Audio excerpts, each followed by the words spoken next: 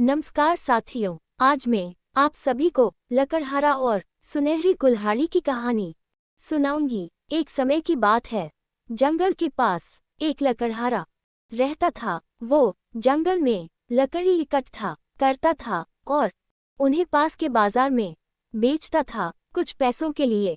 एक दिन की बात है, वो एक पेड़ काट रहा था, तभी हुआ ये कि गलती से उसकी कुल्हाड़ी पास की एक नदी में गिर गई।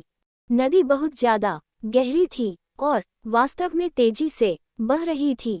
उसने बहुत प्रयत्न किया अपने कुल्हाड़ी को खोजने की, लेकिन उसे वो वहां नहीं मिली। अब उसे लगा कि उसने कुल्हाड़ी खो दी है। वही दुखी होकर वो नदी के किनारे बैठकर रोने लगा।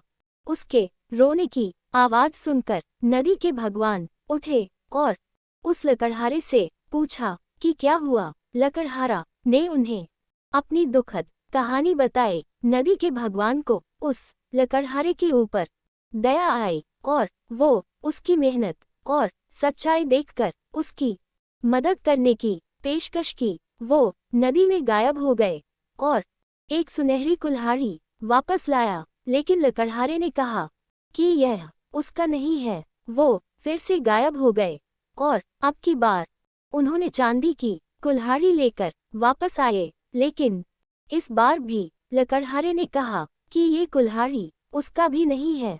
अब नदी के भगवान पानी में फिर से गायब हो गए और अब की बार वो एक लोहे की कुल्हाड़ी के साथ वापस आ गए। लकड़ी का कुल्हाड़ी देखकर लकड़हारा मुस्कुराया और कहा कि यह उसकी कुल्हाड़ी है। नदी के भगवान ने लकड़हारे की ईमानदारी से प्रभावित होकर उसे सोने और चांदी की दोनों कुल्हाड़ियों से भेंट किया। तो साथियों, इस कहानी से हमें क्या सीख मिलती है? इस कहानी से हमें ये सीख मिलती है कि ईमानदारी सर्वोत्तम नीति है। तो साथियों, अगर आपको ऐसी ही और कहानियाँ सुननी हैं, तो मेरे चैनल को लाइक, सब्सक्राइब और बेल आइकन दबाएं। धन्यवाद।